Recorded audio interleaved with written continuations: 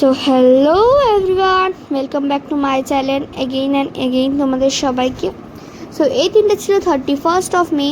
আমরা চলে গেছিলাম আমার আন্টির বার্থডে সেলিব্রেট করতে। তো এই জায়গাটা ছিল হচ্ছে শ্যামনগর স্টেশনে নেমে অটো করে কল্যাণী হাইওয়ে রোডের পাশে সোনাঝুরি রেস্টুরেন্ট, সোনাঝুরি হাট রেস্টুরেন্টে আমরা চলে গেছিলাম। এর অ্যাম্বিয়েন্সটাও খুব ভালো ছিল অ্যান্ড ইভেন এর খাওয়া দাওয়াও। সো আমার খুবই ভালো লেগেছে ওই জায়গাটাকে। তারপরে আমরা চলে গেলাম একটু রুফটপে অ্যাম্বিয়েন্সটাও আর পুরো রুফটপ থেকেও মানে পুরো হোটেলটাকে রেস্টুরেন্টটাকে দেখা যাচ্ছিলো।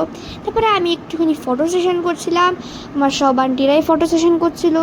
তারপরে আমরা ডিসাইড করি আমরা ওখানেই কেকটা কাটবো। সো আমরা কেকটা খুলে আমাদের কেকটা কাটবো ভাবলাম।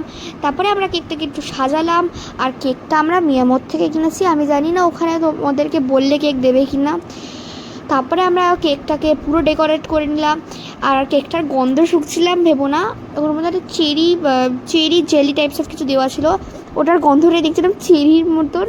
যাই হোক, সব ফ্রেন্ডরা থাকলে আর যাই হয়। তারপরে আমরা এই ফ্রেন্ডসগুলো তো কী করতে চাইছিলো আমিও বুঝি না, আমার আন্টি এবার ওইদিকে কী দেখাচ্ছে আমি নিজে জানি না। তারপরে ভাবি আমরা কেকটা কেটে নিলাম। তারপরে আমার আন্টি ক্যান্ডেল জ্বালিয়ে নিল। আর আমার আন্টি তো হাসতে হাসতেই মানে যার বার্থডে আমার হোয়াইট ড্রেস পরা কবিতা আন্টির কিন্তু বার্থডে, সে কিন্তু হাসতে হাসতেই মানে কি বলবো একদম এক্সাইটমেন্ট হয়ে গেছিলো, সে ভাবতেই পারিনি আমরা কেক কাটবো। তারপরে কেক কেটে নিল। So once again happy birthday to Kabita aunty. তুমি খুব ভালো থেকো আর সবাই কবিতা আন্টিকে ব্লেসিং জানিয়ে যেও আর কমেন্টে হ্যাপি বার্থডে লিখে যেও।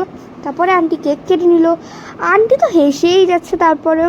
তারপরে আন্টি আমার ফ্রেন্ড প্রগতিকে খাইয়ে দিল। আর আমার আন্টি কবিতা আন্টি তারও কিন্তু একটা চ্যানেল আছে, তোমরা তাকেও খুব সাপোর্ট করো। তারপরে আমি আর আন্টি ফটো সেশন করছিলাম।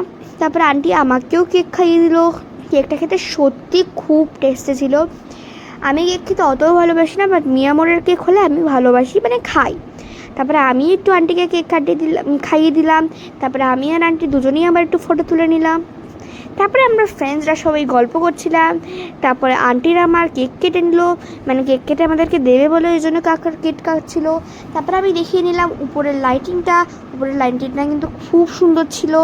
তারপরে আমি একটুখানি স্টাইল মারতে অ্যাজ ইউজুয়ালি আমি স্টাইল মারি, তোমরা সবাই জানো। একটুখানি চলো এবার যে জায়গাটা আমরা খাবো এসি রুমে একটা। সো ওখানে এখন যাওয়া যাক, চলো। এসি রুমটা পুরো চিল ছিল, আমার খুব ভালো লেগেছে। আর ওখানেও কিন্তু খুবই ভালো লাগছিলো।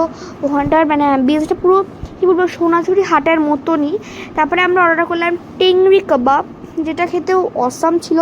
তোমরা কখনো গেলে এটা ট্রাই করতেই পারো। লেগ পিস ছিল সব কটাই।